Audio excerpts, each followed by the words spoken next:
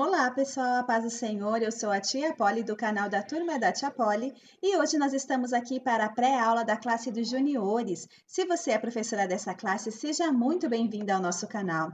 E se ainda não é inscrita, não deixa para depois, se inscreve agora. E eu também quero te convidar a fazer parte do nosso grupo no Telegram. Vou deixar aqui nos primeiros comentários o link que te direciona até a nossa página. Venha, traga as suas sugestões e faça parte da nossa turma. Quero deixar um recadinho para vocês que estão chegando agora no nosso canal.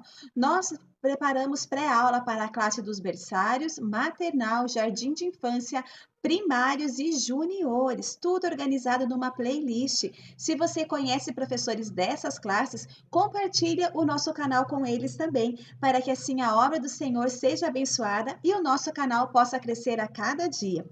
E vamos dar início à nossa aula número 11, que tem o título Timóteo, um discípulo obediente. E eu trago para vocês esses dois louvores que falam sobre o tema da aula de hoje, certo? E o nosso memorizando diz o seguinte: Jesus continuou: Se vocês me amam, obedeçam os meus mandamentos. João 14:15. E eu trouxe para vocês a mesma sugestão de nós imprimirmos as imagens, darmos para os nossos alunos para eles organizarem a imagem e aí tentarem recitar o memorizando de hoje. E aí depois você consegue, fala uma vez com eles, deixa eles organizarem e tentarem repetir, certo? E olha os recursos para a história de hoje, eu achei bem bacana. Vocês verem ali que tem até a forma de uma carta, né? Onde ela monta o visual, eu achei muito criativo. Se vocês gostarem dessa sugestão, aproveitem. Deixei também ali o endereço, né? Ou da onde vocês podem encontrar essa história que a professora está contando. E o que ressaltar na nossa história de hoje?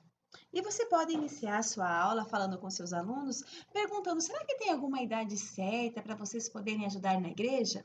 E aí deixa eles falarem.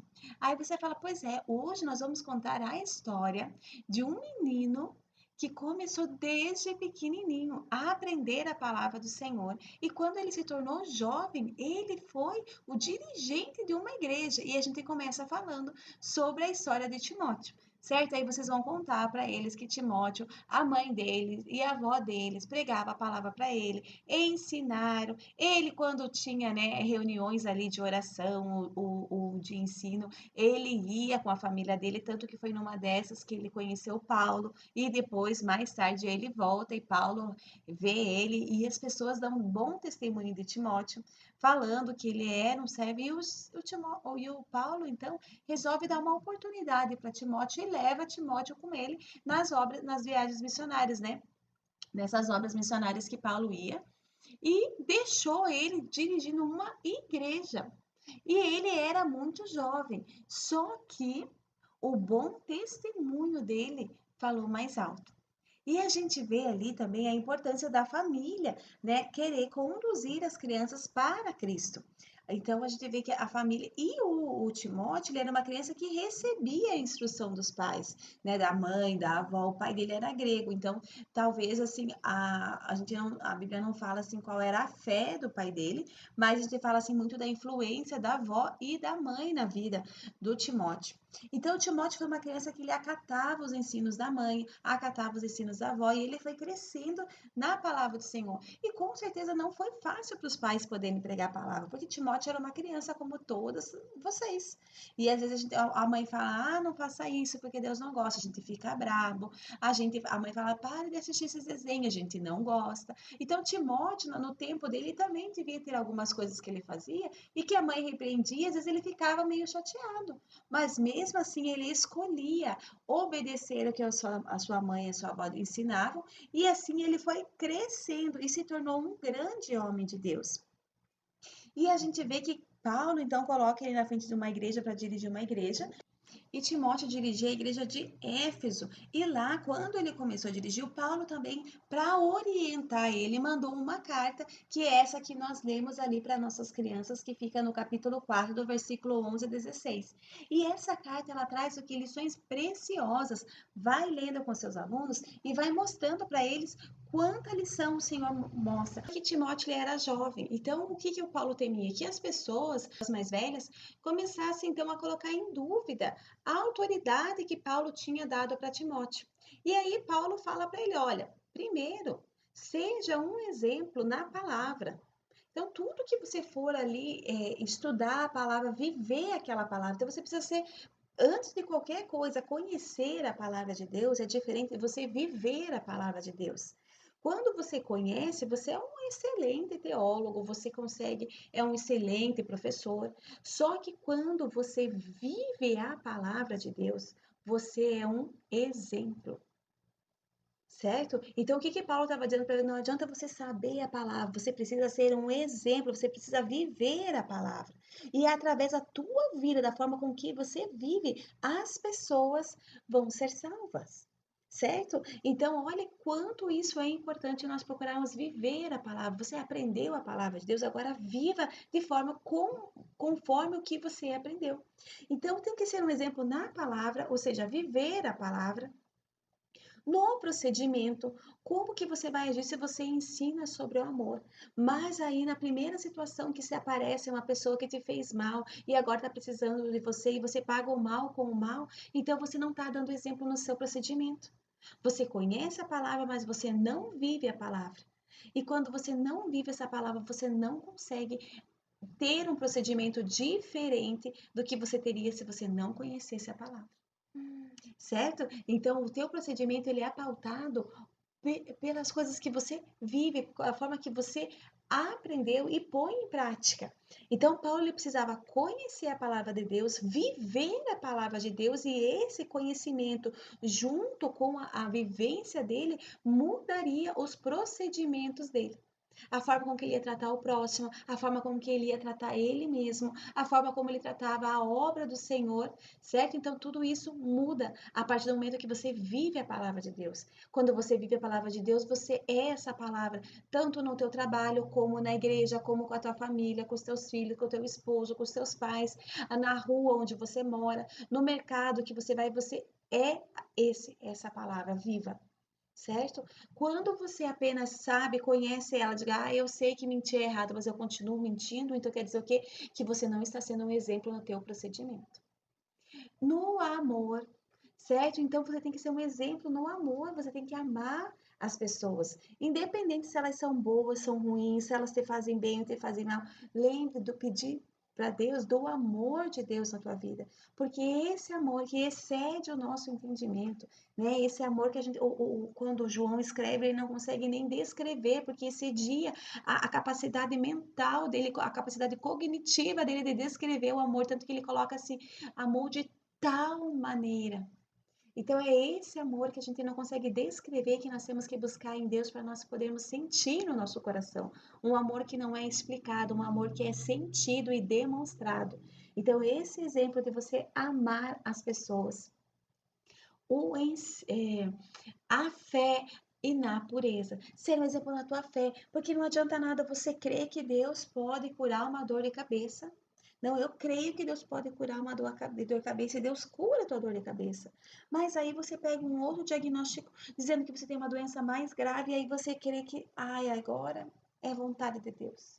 Ou você crê que Deus nessa parte o Senhor não pode atuar. Ou você crê que Deus pode abrir a porta do emprego, mas Ele não pode restaurar o seu casamento. Certo? Então, a tua fé ela tem que ser constante. Posso todas as coisas naquele que me fortalece. Eu posso estar passando necessidade, como eu posso viver numa vida de bonança. Então, essa fé ela tem que ser um exemplo. Não é uma fé que a hora eu tô crendo, a hora eu tô no fundo do poço.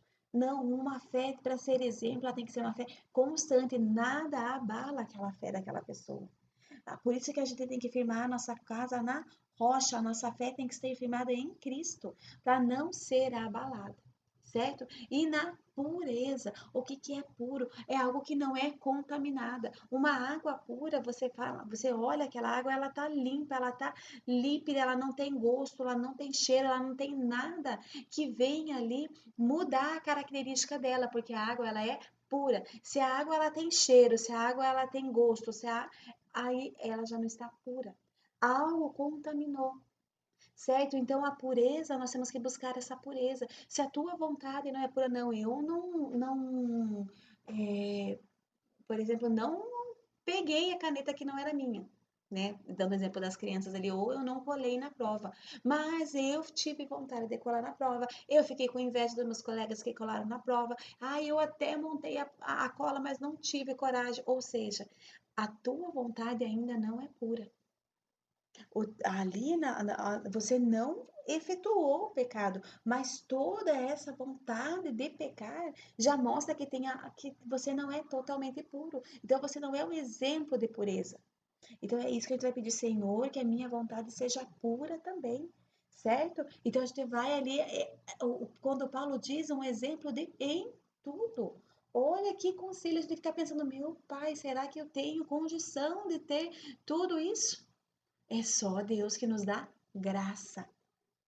Que mais? Agora, como que você tem que ser um exemplo de tudo isso? Mas como é que você começa isso? Primeiro dedique-se à leitura da palavra de Deus. Sempre oração e leitura da palavra de Deus é a base de tudo. Por isso que em toda aula eu falo, eu friso, porque oração e leitura é a base de tudo na vida de um cristão. Então, primeiro dedique-se à leitura, por quê? Porque a palavra de Deus, ela vai te exortando, ela vai te ensinando. E Paulo, quando à medida que a palavra de Deus vai trabalhando na sua vida primeiro, aí sim ela pode trabalhar na vida da outra pessoa. Ela tem que se tornar verdade na sua vida, para que quando você abra a sua boca, ela se torne verdade na vida da outra pessoa. E olha o que Paulo falou.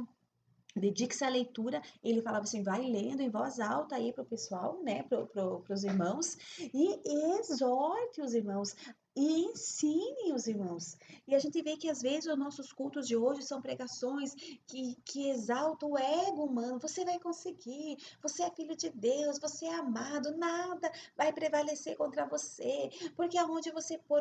Então a gente fica exaltando ali a pessoa, e quando a orientação de Paulo é, ei, exorte, que a pessoa possa exorte e ensine ela a andar em retidão, ensine e exorte ela a deixar esse caminho duvidoso, a parar de coxar em dois pensamentos, a dar ouvido à carne e não obedecer ao Espírito, entende? Então começa com a exortação. Que mais que ele fala? Não negligencie o dom que Deus lhe deu. Todos nós ganhamos dons.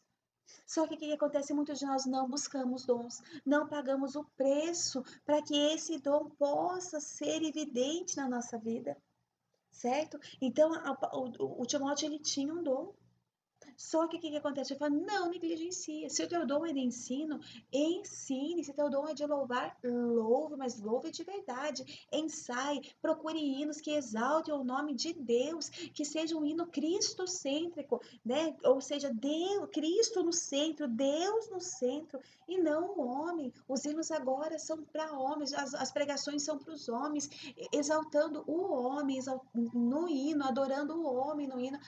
Você é vencedor. Entende? Então a gente tem que lembrar que Cristo, exaltar Cristo, Deus é fiel, Deus é poderoso, nele nós podemos todas as coisas. Certo? Então as coisas estão se invertendo e nós estamos aqui para exortar, para que as coisas voltem. Ei, é Cristo, toda a honra e toda a glória é para Cristo. Tudo que nós temos é para a honra de Cristo, foi Deus que nos deu. E assim salvaria tanto a si mesmo quanto aos outros que ouvem. Porque quando você prepara uma palavra não para a tua igreja, não para a tua turma, mas quando você fala, Senhor, que essa palavra seja verdade em mim, que eu traga essa palavra, exorte a minha vida, me ensine. O que isso acontece? A gente começa a cuidar da nossa salvação. E as pessoas que nos ouvem, nos observem, também são alcançadas por essa salvação. Mas a boa obra começa em mim. Olha quanto ensino maravilhoso Paulo traz nessa carta. Que você compartilhe com seus alunos, mostrando para eles que não importa a idade, importa a tua disposição. Timóteo se dispôs a pagar esse preço, a cumprir a vontade de Deus, a ser obediente. E o Senhor ergueu ele como líder de uma igreja. Outras pessoas, vendo o exemplo dele, também seguiriam a Cristo e alcançariam a salvação. Você, criança, professora, aonde vocês estão, vocês devem ser luz, devem ser exemplo de palavra, de procedimento, de amor, de fé, de pureza. ensinar a palavra de Deus, cuidar do dom que Deus te deu. Para quê? Para que tanto você e a tua vida seja instrumento para salvar outras vidas. E para finalizar, eu trago para vocês uma sugestão de um culto familiar. Porque como que Timóteo aprendia? Você vai, assim como a avó e a mãe de Timóteo, né, ensinavam Timóteo, a gente vai incentivar também essa prática do culto familiar, que comece na tua turma, que você, né, já faça todo esse planejamento, passe essas ideias. Eu deixei ali os links onde eu encontrei essas buscas, para que você já estimule os seus alunos e a família deles, para que ano que vem já comece o ano todo, tendo pelo menos uma vez por semana o culto familiar. Oriente eles aonde buscar conteúdo para o culto familiar, como que deve ser. Então aqui eu trouxe algumas sugestões para vocês, mas, professora, se Deus tocar no teu coração, mover você para que a palavra do Senhor seja pregada também na casa dos teus alunos, né? Busque, procure, pesquise para que a tua sala, a tua aula seja abençoada e a família dos teus alunos também. Porque uma hora e meia que eles ficam conosco é pouco tempo. Os pais também têm responsabilidade na educação cristã dos seus filhos. Então, professora, passe aos pais essa orientação, essas fotos no grupo do WhatsApp, vai lá se movendo, né? Entenda bem esse tema e proporcione aos teus alunos e aos pais dele também essa oportunidade de um culto doméstico. Amém? E se você gostou dessa aula de hoje, das sugestões, já deixa seu like e até a semana que vem. Tchau, tchau e que Deus abençoe vocês.